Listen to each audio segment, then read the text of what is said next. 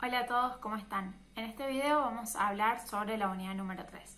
Ustedes habrán visto en la unidad número 1 la noción de paradigma, las características y los grandes cambios paradigmáticos que han ocurrido en el mundo de las ciencias.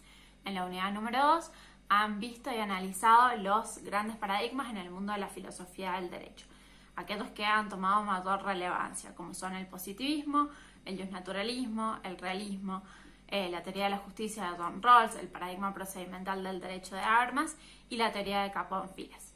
A partir de la unidad número 3, con la teoría de la norma jurídica y hasta la unidad número 5, el enfoque que tiene este eje es eminentemente positivista. Es decir, el modo de aproximarse al fenómeno de lo jurídico va a ser el análisis o de la norma jurídica en la unidad número 3 o del ordenamiento jurídico en la unidad número 4. En la unidad número 5 van a ver algunos conceptos jurídicos fundamentales que están presentes en todas estas teorías o doctrinas. Como les propusimos al inicio de esta cursada virtual, la modalidad de trabajo va a ser la siguiente. Yo voy a presentar los grandes temas que contiene la unidad número 3 y voy a dejarles una guía de lectura para que puedan trabajar con el material bibliográfico. Al cabo de unos días subiremos un video nuevo con los temas que hayan generado más complicaciones o más dificultades, explicando más en profundidad esos temas en particular. Así que ahora vayamos directamente a los temas que señala el programa. Van a ver que esta unidad está estructurada en tres grandes ejes. El primero de ellos sobre la definición del derecho y cuáles son las complicaciones que trae aparejado el término derecho, diferenciándolo de otros sistemas normativos y no normativos que también tienen la característica de regular la conducta humana. Un segundo eje sobre la norma jurídica propiamente dicha, en donde un autor, que es Bobbio, hace un análisis sobre ciertos criterios de valoración que deberían superarse, digamos, en un análisis sólido sobre las normas jurídicas.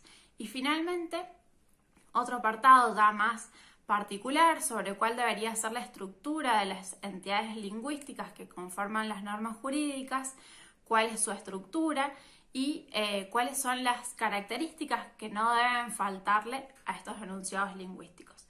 Termina esta unidad con una clasificación de las normas de acuerdo al órgano del cual las han emanado, de acuerdo a la finalidad, al tipo, etc. Con respecto al primer eje de esta unidad sobre la definición de derecho, uno de los autores que tomamos para el análisis de este contenido es a Carlos Santiago Nino. Y él nos dice que los estudiosos del derecho se enfrentan a un montón de problemáticas relacionadas con la definición del objeto de estudio. Problemas que no tienen, dice él, otros estudiosos, por ejemplo, quienes son biólogos marinos, no tienen el inconveniente de primero definir cuál es su objeto de estudio. Está bastante claro que un biólogo marino va a dedicarse a estudiar la flora y la fauna marítima. En cambio, los estudiosos del derecho no pueden o no está clara la definición del derecho. Lo que él sostiene es que esta dificultad no tiene que ver con que el derecho sea sumamente complejo o que los estudiosos del derecho tengan algún problema de comprensión que les impida entender a qué se están dedicando. Más bien lo que él sostiene es que estas dificultades están relacionadas con ciertas teorías acerca del lenguaje. Hay quienes van a sostener que los conceptos encierran en sí mismos una esencia que distinguiría al derecho de otros sistemas. En cambio, lo que él dice es que deberíamos reemplazar la búsqueda de la esencia del derecho por la búsqueda de cuál es el uso que se le da al término derecho, tanto en el lenguaje común como en el lenguaje que manejan los juristas. Por eso ustedes van a ver en estos capítulos del libro de Nino que él comienza haciendo una descripción de cuáles son los problemas del lenguaje y del término derecho, como la ambigüedad, la vaguedad y la carga emotiva. Luego del análisis lingüístico del término derecho, los autores también proponen una diferenciación entre las normas jurídicas y otras normas que también regulan la conducta humana, como los preceptos religiosos, las reglas morales, los usos y costumbres sociales. En esta diferenciación, lo que se trata de hacer es encontrar algunas propiedades o particularidades que posean las normas jurídicas y que nos permitan acercarnos a una definición del derecho a través de esta distinción con otras normas. Posteriormente van a encontrar el apartado de los criterios de valoración de las normas jurídicas. Esto lo van a encontrar en Bobbio. Él lo que sostiene es que una teoría sólida de las normas jurídicas debería partir de la base de un análisis sobre 3 criterios de valoración que son independientes entre sí, que son el de la justicia, el de la validez y el de la eficacia.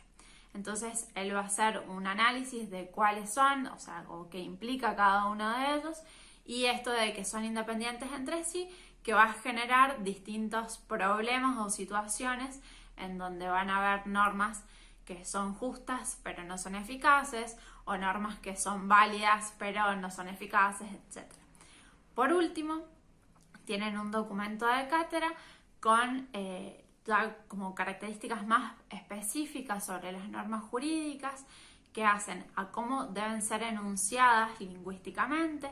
Ahí van a ver sobre los modos de enunciación, si las normas deben ser descriptivas, prescriptivas o incluso aquellas que estén enunciadas de modo descriptivo, cuál es su función sobre prescribir acciones humanas. Van a ver también cuál es la estructura que sostienen algunos autores como Kelsen, que deberían seguir estas normas jurídicas, y van a encontrar una clasificación que propone otro autor sobre los distintos tipos de normas jurídicas.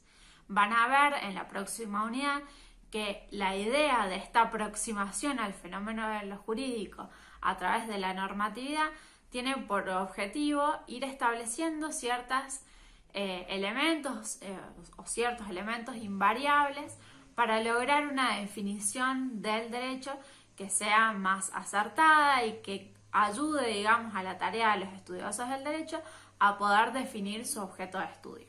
En la próxima unidad verán algo similar, pero sobre el ordenamiento jurídico. Ahora, a continuación, les dejo un memo sobre de qué manera podrían leer el material junto con la guía de estudio. Como les adelantaba recién, voy a mostrarles cuál sería la forma adecuada, o al menos una de las formas adecuadas, de abordar el contenido teórico de cada una de las unidades. Contenido teórico o material bibliográfico. En primer lugar, lo que tienen que tener a mano es el programa de la materia. El programa, como les habíamos dicho en otros videos, es una especie de hoja de ruta que los va a guiar durante el recorrido del cursado. En este programa, los docentes o las docentes establecen cuáles son los contenidos que vamos a estudiar a lo largo del año.